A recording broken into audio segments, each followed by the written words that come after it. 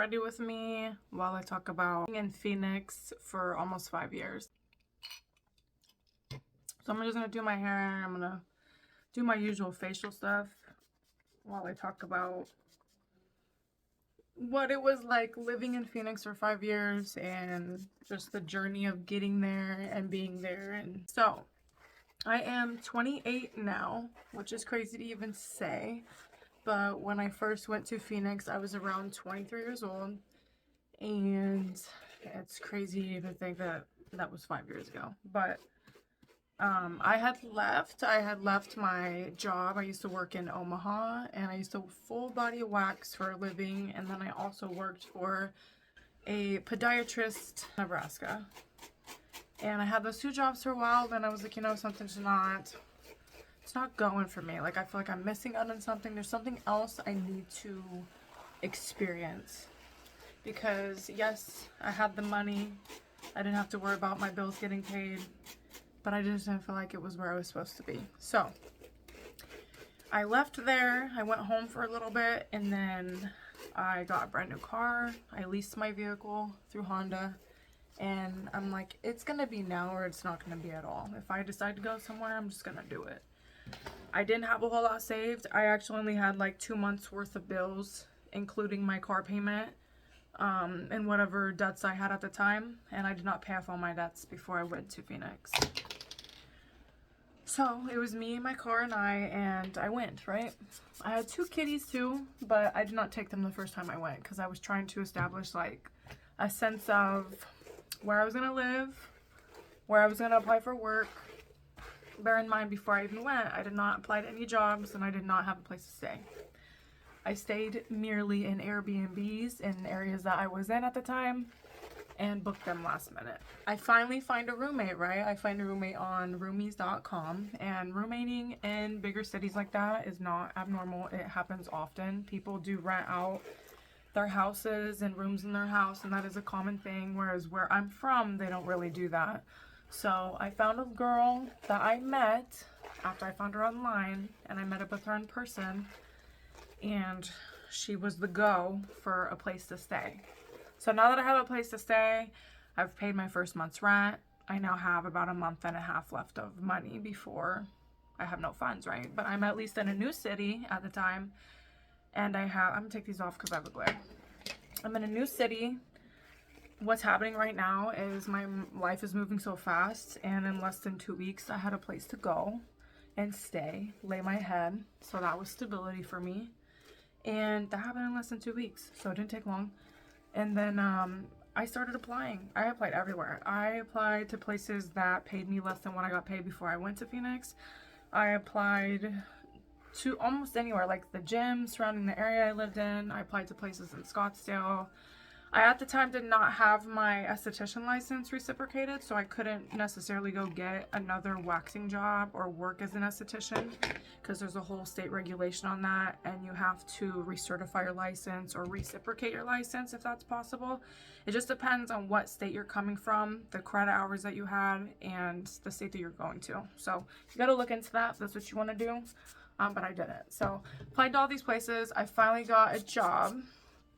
I got 2 jobs. I worked at Planet Fitness, and I also worked at Vacasa. 2 jobs, and I worked them for quite some time, less than a year. Because after that, like, things were just going crazy. Like, I had just recently moved, and I'm living in this new condo roommating with this girl, and some things were happening. COVID shortly after that was going crazy, and I'm like, well, the living situation wasn't what it was supposed to be. And so for some people, they're like, dang, you move a lot. But for me, I'm used to that. I like to change up my scenery often. I like to have different experiences more often than a normal person. And then I finally found this one place that was a room in a house for $750 a month. Now, I did visit this guy. So I met up with this guy, and he was an older gentleman, and I asked him just questions. I got a feel for the house that he lived in, the neighborhood, and stuff like that. And he didn't seem like a weirdo. So good experience. I lived there for almost 2 years, and that actually allowed me to stabilize whatever I did not have before I went, because I did not go with money. I did not go with a plan. I 100% went with the flow, and I just felt in my mind and my body and my intuition like it's gonna be now or it's gonna be never, and whatever happens, I can get through it. I can figure it out. I'm determined enough and I'm motivated enough to make stuff happen for myself. And so I didn't get, I was not scared. Like, I felt like I was definitely meant to go there under them same circumstances, because I'm just built for that shit. A job, one job actually, instead of multiple jobs for the first time in my life. I finally found one stable job that was paying well enough that I did not have to worry about having a second job at the time. Really amazing. And I was able to actually get benefits through my job that were not super expensive, and I also ended up pregnant. So that job was definitely meant to cross paths for various reasons. I moved out into my own apartment because I wanted to have a home birth, and I definitely did not want to be in somebody else's home while I was gonna have a baby. So let me take a drink. It's my pineapple passion fruit. Have some?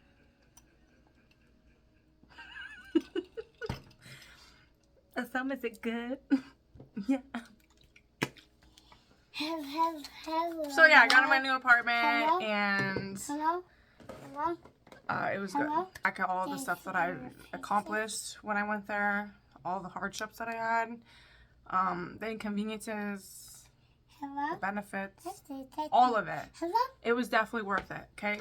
I don't think that if I had left at any situation other than that time, that it would have turned out as good as it did. And I'm thankful that everything worked out the way it was supposed to. So after that, I did move one more time, but Phoenix just got super expensive, and the requirements for rent just were insane. And that's kind of why I wanted to make this video, was not necessarily to talk about me and what I had to do to get there, but I know that some people like to plan before they move somewhere. Some people like to have all their finances together, and there's nothing wrong with that. But just in general, I think it's important to know, like, the city that you're choosing to go to, what it's going to be like living there. And Phoenix is huge. So I lived in Tempe. I drove to Scottsdale for work. I lived in Uptown Phoenix. I also lived west, which wasn't too far Glendale, but it was still partial Phoenix. So Phoenix address and everything. And I'm going to tell you that every area is very different, and every area has its own thing. So